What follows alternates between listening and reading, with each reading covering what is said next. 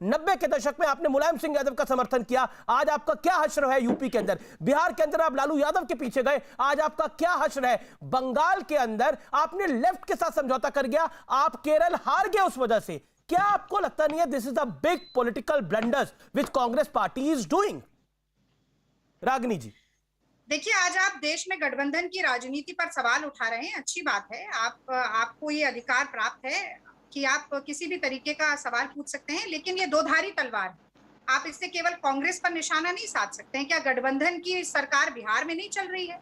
क्या अकाली दल के साथ अभी जो किसानों के मुद्दे पर इनका जरूर विछोह हो गया है, लेकिन गठबंधन वहां नहीं था? क्या पीडीपी के साथ सरकार नहीं चल रही थी गठबंधन की? क्या भारतीय जनता पार्टी के प्रवक्ता ये कह सकते हैं कि आज के बाद किसी भी दल के साथ गठबंधन करके सरकार नहीं बनाएंगे? तो ये एक तरफा निशाना नहीं साधना चाहिए, पहली बात। और नाव की उपमा दी संबित पात्रा जी ने, तो मैं उनसे कहना चाहती हूँ, नाव जर्जर ही सही लहरों से टकराती तो है। आप ये मत भूलिए संबित पात्रा जी, आप खुद कह रहे हैं कि 3 से 70 हुए, 70 से और आगे जाएंगे। ठीक है, आपको समय लगा। बंगाल में हो सकता है हमारी आज सीटें 0 हो गई हो, लेकिन कल हम भी उठकर खड़े होकर वहां पर हम 0 से 50 और 50 से हो सकता है हम सरकार बनाने की स्थिति में आ जाएं। बहुत सारे प्रदेशों में ऐसा पहले भी हुआ है, आगे भी हुआ है। आप भी 2 सीटों से आगे बढ़कर गए। इसीलिए एक दूसरे राजनीतिक दल का हमेशा गंभीर बहस में उपहास उड़ाना ठीक नहीं है। और मैं रविंद्र, क्योंकि बंगाल की चर्चा हो रही है, तो मैं रविंद्रनाथ जी की ही गीतांजलि से कुछ पंक्ति आपको सुनाना चाहती हूँ। मुझे लगता है आपका ज्ञानवर्धन होगा। ध्वंसा विशेष के विगत चिन्ह जब मिट्टी में मिल जाते हैं, फिर उसी जगह फिर नया सृजन, फिर नए भवन, फिर नए सुमन, फिर नए उपवन खिल जाते हैं। तो हार और जीत किसी भी चुनाव में अंतिम नहीं होती है। अहंकार मत करिए।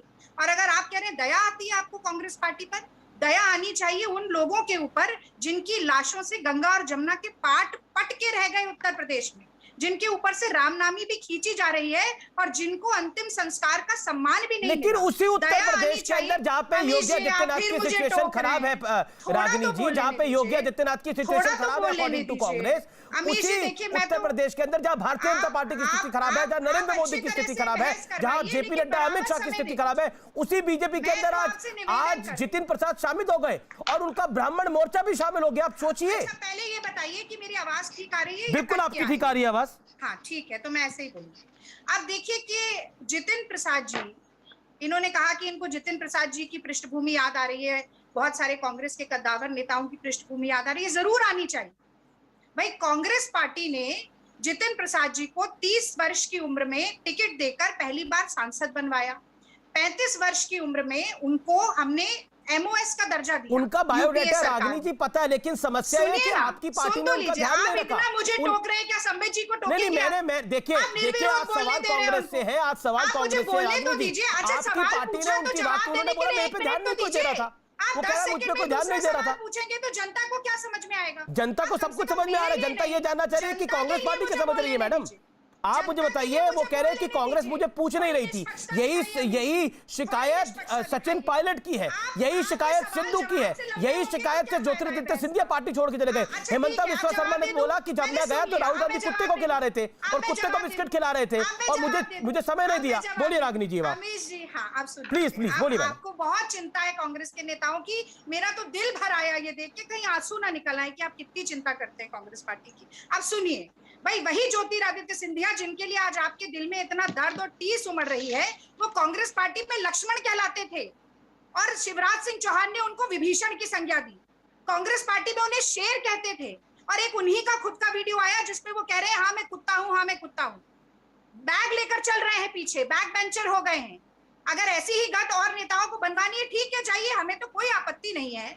मैं तो ये कह रही हूँ कि जो भी मेरे जैसे लोग कांग्रेस में, मैं 20 साल से कांग्रेस पार्टी में हूँ, मैं संबित पात्रा जी का भी इस चीज के लिए स्वागत करती हूँ कि अपने दल के साथ खड़े हैं। मैं 20 साल से कांग्रेस पार्टी के भले में, बुरे में, अच्छे दिन में, खराब दिन में मेरे जैसे लाखों कार्यकर्ता आज भी कांग्रेस पार्टी के साथ हैं, जो कि सड़क पर उतरने से लेके अपने सर कटाने के लिए भी तैयार हैं। तो कांग्रेस की शक्ति को आप कम करके मत आकिए। एक व्यक्ति आज गया है तो 10 जितिन प्रसाद कांग्रेस के भीतर से खड़े होंगे, 10 जितिन प्रसाद खड़े हो जाएंगे भीतर से। कांग्रेस की शक्ति उसका कार्यकर्ता है संबित पात्रा। जितिन प्रसाद एक गया है, 10 खड़े होंगे। क्विक रिप्लाई देना चाह रहे Pramod Krishna, waiting from long. Okay Sambit Patra come in now. बताइए आज इसका जवाब किसके पास है? ठीक है संबित पात्रा, संबित पात्रा कम इन। संजय झा देखिए, ने ट्वीट किया, जितिन प्रसाद का जाना बीजेपी का फायदा और कांग्रेस का नुकसान है। ये संजय झा ने ट्वीट किया। प्रियंका चतुर्वेदी जो कांग्रेस से शिवसेना में गई, उन्होंने बोला जितिन प्रसाद को मेरी भारी शुभकामनाएं, उन्होंने नया सफर शुरू किया है, चमकते रहो। मिलिंद जोड़ा ने बोला अभी भी हमारे पास स्ट्रेंथ है, अगर हम उस पर खेलें तो काम कर सकते हैं। ये कांग्रेस के नेताओं की बात है, इसमें किसी बीजेपी के नेता को मैं कोट नहीं कर रहा, संबित पात्रा, लेकिन 10 जतिन प्रसाद खड़े हो सकते हैं, कांग्रेस की शक्ति इतनी है। राहुल जी, सोनिया जी और प्रियंका जी में। देखिए, मैं एक एक करके जवाब देता। अभी कांग्रेस की प्रवक्ता ने कहा, बहुत शायरानी अंदाजी में कहा और अच्छा भी कहा, कि नाव जर्जर हो सकता है मगर नाव अपने मुकाम तक जरूर पहुंच सकता है। बिल्कुल पहुंच सकता है। जर्जर नाव में भी बहुत कुछ किया जा सकता है, अगर बशर्ते उसमें एक खेवैया है, उसमें एक मल्हार बैठा हो, उसमें एक ऐसा सवाल का जवाब मैंने नहीं दिया, वो बीच में नहीं, बोलने दीजिए। हाँ प्लीज बोलिए। नाव बिल्कुल किनारे पहुंच सकता है, किनारे लग सकता है, और नाव चाहे कितना भी जर्जर क्यों ना हो, नाव की जीत होगी, क्योंकि नाव तो निर्जीव होता है, किंतु नाव को खेने वाला, नाव को चलाने वाला मल्हार जो होता है वो सजीव होता है। उसकी नीयत, उसके नेतृत्व पे नाव का भविष्य निर्धारित होता है। हो सकता है कांग्रेस का नाव जर्जर हो गया हो, उसमें छेद हो गई हो, उस नाव में पानी घुस गया हो, मगर आज विपत्ति कांग्रेस को नाव को लेकर नहीं है, नेतृत्व को लेकर है, मल्हार को लेकर है। मल्हार नहीं, where is the Malhar, where is the खेवैया? एक मिनट रुकिए अमीश जी, रुकिए। कहाँ है? मैं जवाब दे दूं? 1.5 वर्ष अमीश जी जवाब दे दूं? आचार्य जी आएंगे। मैं जवाब दे दूं, प्लीज इसका तो जवाब देने दीजिए। कांग्रेस के शीर्ष नेतृत्व पर सवाल। अमीश जी, इस प्रकार आवाज आ रही है? नहीं, देखिए मेरा निवेदन है, बड़ी पॉलिटिकल डिबेट है, मुझे लगता है एक एक करके बोले। आचार्य जी और सुनील यादव वेट कर रहे हैं अपनी टर्न का। संबित पात्रा, आप अपनी को कंप्लीट करिए, देन आचार्य जी। प्रकार का द्वंद्व हो आराम से। देखिए, इसलिए वहां पर किसी प्रकार का कोई मल्हार, कोई खेवनहार नहीं है। और मैंने एक वाजिब प्रश्न पूछा, कैसे लगेगा नाव किनारे अगर आपका कोई अध्यक्ष ही नहीं है? क्या वर्किंग प्रेसिडेंट सब कुछ कर सकती है? आप बताइए। दूसरा इन्होंने कहा, और रविन्द्रनाथ ठाकुर जी के, जिनको मैं बहुत मानता हूं, और उनके ठाकुर टैगोर बराबर है, आप अगर बंगाल की नीति को जानते हैं तो उनको ठाकुर कहा जाता है। रविन्द्रनाथ ठाकुर जी के एक बहुत बड़े वक्तव्य से कि ध्वंसावशेष से ही नए अंकुर प्रस्फुटित होंगे, तो आप देखेंगे, मैं तो इनको बिल्कुल स्वागत करता हूं कि पूरा ध्वंस हो जाइए, फिर हम इंतजार करेंगे कब ये प्रस्फुटित होंगे। हम भी अंकुर के लिए इंतजार करेंगे, आप ध्वंस तो हो जाइए, वही तो ध्वंस के प्रोसेस में ही है। और अंत में यूपी के हालात को लेकर इन्होंने बहुत सारी टिप्पणी की कि यूपी के हालात खराब है। अमीश भाई, आप सोचिए, यूपी के हालात खराब है, फिर भी इनके पास नेता नहीं।